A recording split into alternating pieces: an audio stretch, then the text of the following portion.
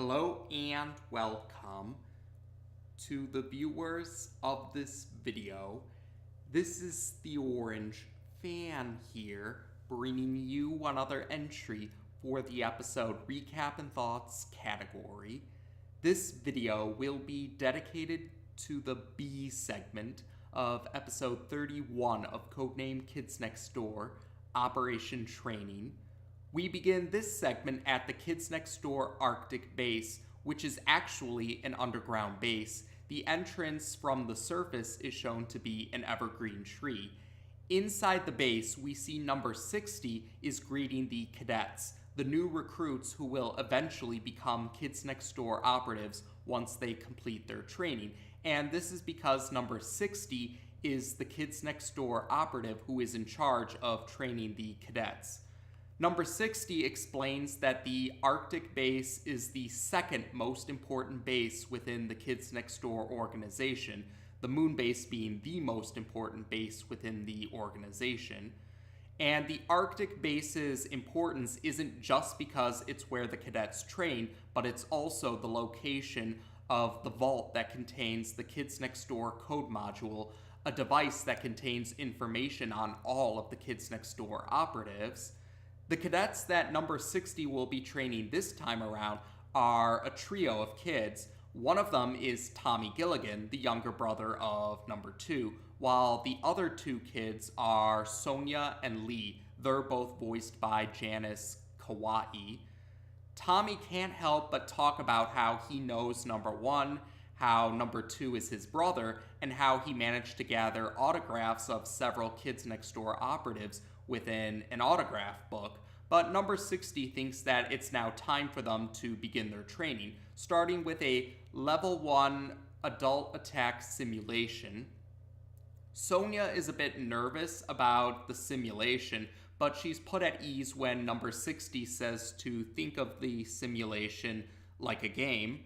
Suddenly, though, number 60 receives an alert message from number 86, who says that Father is trying to invade the moon base. So number 60 instructs all of the Kids Next Door operatives within the Arctic base to head for the moon base to defend it. Tommy questions why he and the other cadets can't come with them on this particular mission, because number 60 instructs the cadets to remain in the Arctic base and not to touch anything. And yeah, Tommy insists that he should be able to join on the mission because he's been on a mission before, referring to the events of Operation End. Number 60 responds, however, that Tommy has never faced off against Father before. So after reiterating that the cadets are not to touch anything and to remain in the Arctic base, number 60 and the rest of the Kids Next Door operatives present all head off to the moon base. After the Kids Next Door operatives have left, Tommy decides that he wants to start the level 1 adult attack simulation anyway, despite number 60's orders saying not to touch anything, and despite warnings from Sonia that they shouldn't disobey number 60. So Tommy proceeds to start the simulation, and level 1 takes the form of a 2x4 technology robot that's meant to look like an adult. This robot just tells the cadets to do their homework. Tommy says no, and the robot admits defeat, saying that they're about to begin level 2. But suddenly, the robot shuts down, and the lights go off within the Arctic base momentarily, much to Sonia's dismay because she's afraid of the dark. Suddenly, red lights go on within the Arctic base, and we see shadowy figures that vaguely resemble the 2x4 technology robot from earlier. Yeah, there's shadowy figures resembling that robot that suddenly appear within the base.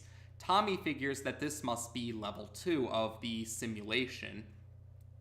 And he, Sonia, and Lee all just hop on top of the shadowy figures as they head to a different part of the Arctic base. Eventually, though, when they come to an area within the Arctic base that actually is lit up, they see some more shadowy figures in the distance, and one of the shadowy figures comments about level 3 and how they've seen some kids and they're going to chase after them. So once again, Tommy thinks this is part of the simulation. But as the trio of cadets run deeper into the Arctic base, Sonia in particular notices and points out to her fellow cadets that this doesn't seem to be part of the simulation after all. Or yes, this isn't part of the simulation after all. They soon see in a different location within the Arctic base, they see that the shadowy figures they saw earlier are actually ice cream men, but they're not the ice cream men that we've usually seen or the ones we've seen beforehand in previous entries. These ice cream men are wearing armor that resembles scoops of ice cream and ice cream cones. These are the elite ice cream men. And as the elite ice cream men are filling the Arctic base, there's a particularly large vehicle within the Arctic base now, and a certain someone emerges from this particular vehicle. The individual is Father. Tommy is surprised to see that Father is here in the Arctic base, and he questions his fellow cadets about what they're going to do.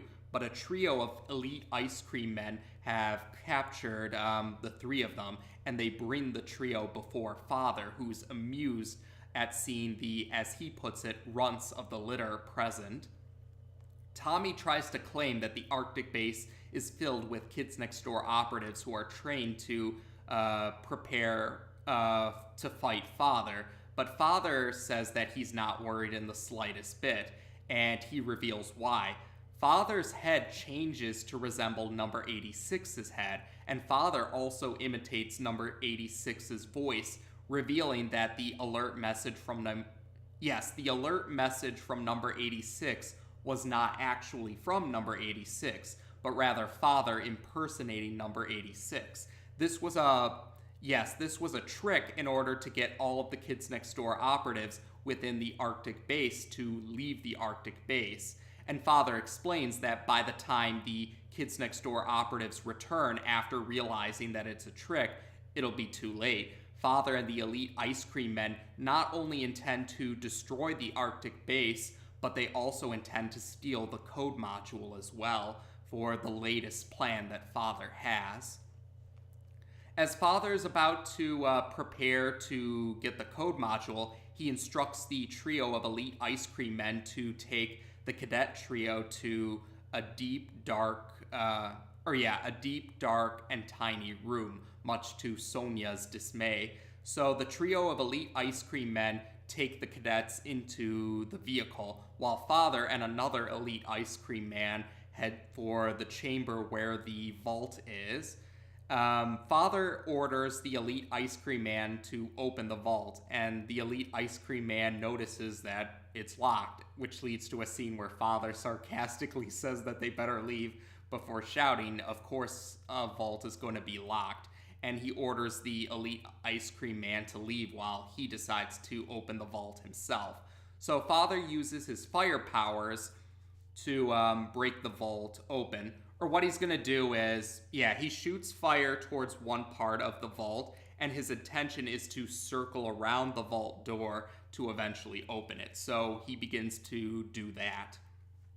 Inside of Father's vehicle, the trio of elite ice cream men that are trying to take the cadets away one of the elite ice cream men is having a hard time.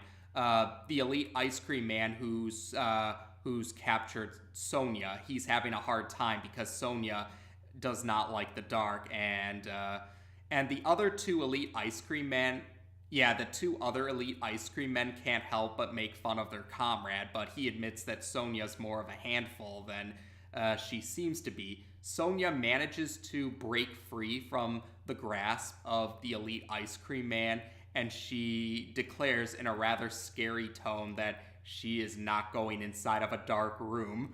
So she starts to attack the elite ice cream man, and the other two try to help their comrade out. But at this point, the scene shows Tommy and Lee, and we see shadows of Sonia attacking the elite ice cream men, and Tommy and Lee are just scared out of their mind. And by the time Sonia is done knocking the elite ice cream men unconscious, she's back to her usual cheerful demeanor, saying she doesn't like the dark. So, with the elite ice cream men trio defeated, the trio of cadets take a chance to exit Father's vehicle and try to find a place to hide. They end up coming across the chamber where Father is in, the chamber with the vault, and they see that Father is making progress with opening the vault. But they're able to escape through an entrance through the ceiling. So yeah, there's a hole in the ceiling leading to another floor on the Arctic base, and they travel through that. Lee brings them up to that other floor using his yo-yo, and they're able to get out of there without Father realizing that they're there. Eventually, they find a closet to hide into. They find a closet to hide in, and in this closet, they see some escape pods, and Tommy figures that they can use these escape pods to get out of the Arctic base. But Sonia says that they need to stay and defend the code module, or she gives a speech about how Tommy says he wants to be a Kids Next Door operative. Well, this is their chance to prove that they're Kids Next Door operative material, saying that the code module is very important to the organization, and who knows what evil Father can do if he gets his hands on it. Tommy, however, doesn't seem to be moved by the speech because of how powerful and dangerous Father is, but a glare from Sonia is enough to convince him to go along with Sonia's idea that they stay and defend the code module. But they need to think of a plan if they're going to defeat Father, and it looks like they do find a plan. So what happens is the trio of cadets have taken the robot from level 1 of the adult attack simulation, and they've managed to disguise the robot as an elite ice cream man. And the robot is going around telling the elite ice cream men that their mission is over and they all need to gather up inside of the vehicle so that they can depart. So once that's happened, Sonia goes to Father and she claims that she has the code module, so Father doesn't completely finish opening the door of the vault. So Father chases after Sonia, and it seems like Sonia dropped what seems to be the code module, or what she claims is the code module.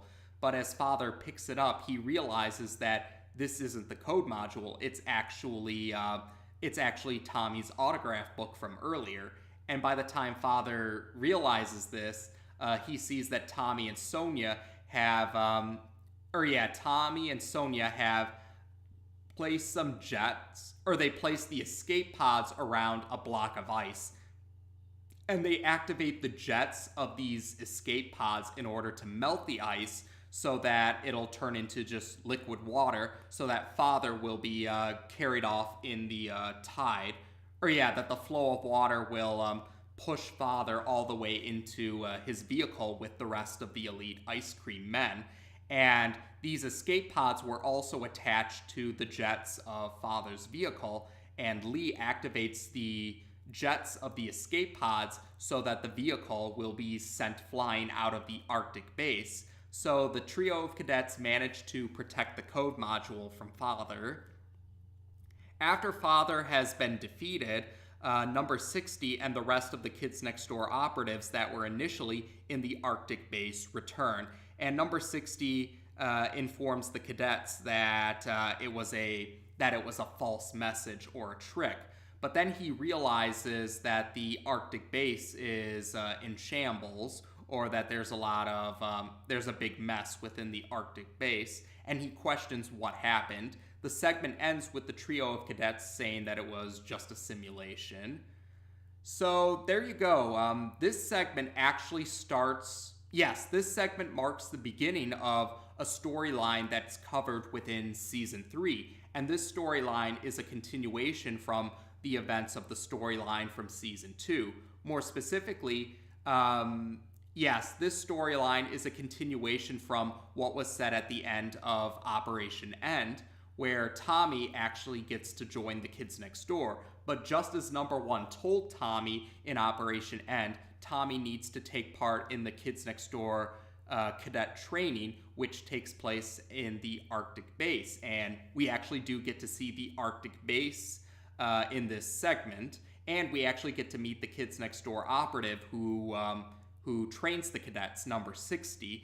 And yeah, number 60 is one of the major non-Sector V operatives, although he might not have as big of a role when compared to certain other non-Sector V operatives.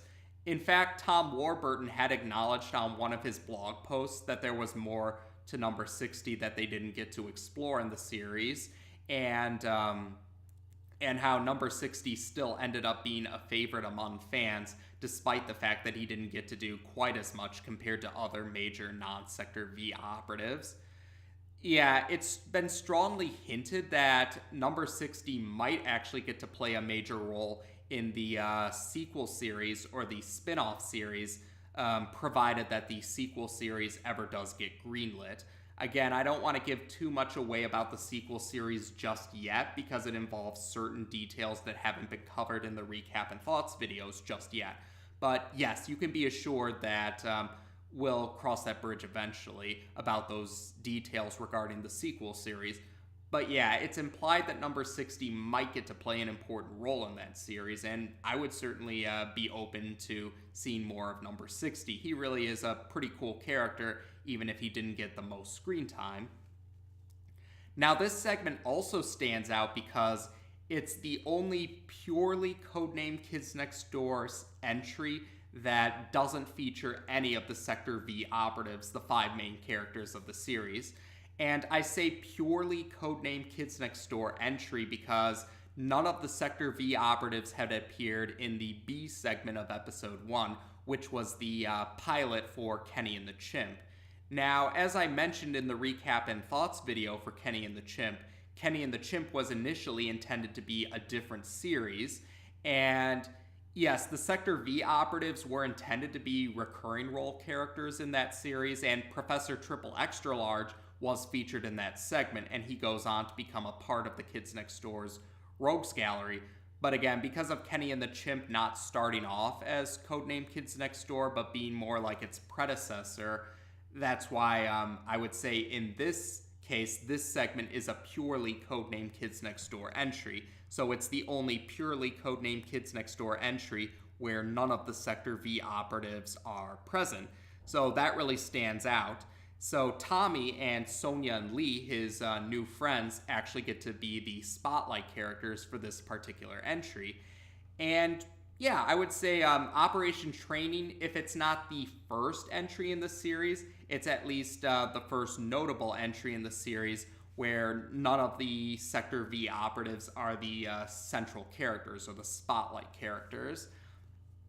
And yes, of course, like I said, this storyline that goes on through season 3 is a result of Tommy proving that he's Kids Next Door material during the events of Operation End. So naturally, Tommy is going to play an important role in this storyline through season 3. But yes, Sonia and Lee are also they're also notable recurring role characters. Sonia and Lee do go on to appear later on in the series in later entries, although admittedly their interactions later on are not with Tommy, or they don't interact with Tommy as much as this segment might suggest.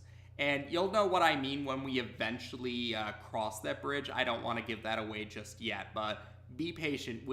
It'll be made clear why Sonia and Lee's later entries or later appearances don't have them interact with Tommy as much as they did in this entry. Now, the other notable detail about this entry is we get to meet the elite ice cream men. They're higher up on the hierarchy when compared to the ice cream men that we've seen beforehand. And this is also Father's first notable season 3 appearance. He did have a cameo appearance in Operation Afloat, but this is his first major appearance in season 3. And this is the first time since Operation Grow Up, the season 1 finale, where Father actually took direct action, because during season 2, Father's appearances had him just operating behind closed doors while having others carry out his objectives for him. But this time he actually stepped in, and he almost succeeded in acquiring the code module. His plan was actually quite clever. It was just that, Tommy, Sonia, and Lee had to figure out a way to trick Father in order to defeat him, and they were able to do so. So, yeah, the trio definitely proved themselves worthy of being Kids Next Door operatives for being able to trick Father the way they did. And yes, Father wants the code module for his latest plan, and it hasn't been revealed just yet in this entry, but by the end of this storyline, it will be made clear what Father's plan is. So we'll cross that bridge eventually, but for now, yes, you do know that Father has another scheme to destroy the Kids Next Door organization, and it involves the code module, a very important device. So otherwise, there we go for this particular entry. So it's our first, it's the only purely Codename Kids Next Door entry that doesn't feature any of the Sector V operatives.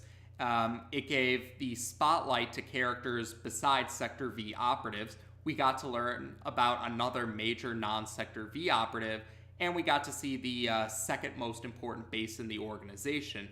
Not to mention we got to see Father back in the action since the Season 1 finale, and we get to meet the Elite Ice Cream Men, who will go on to have appearances in later entries in the series as well.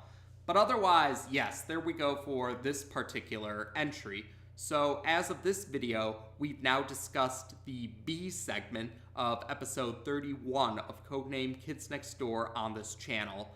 Take care, and until next time.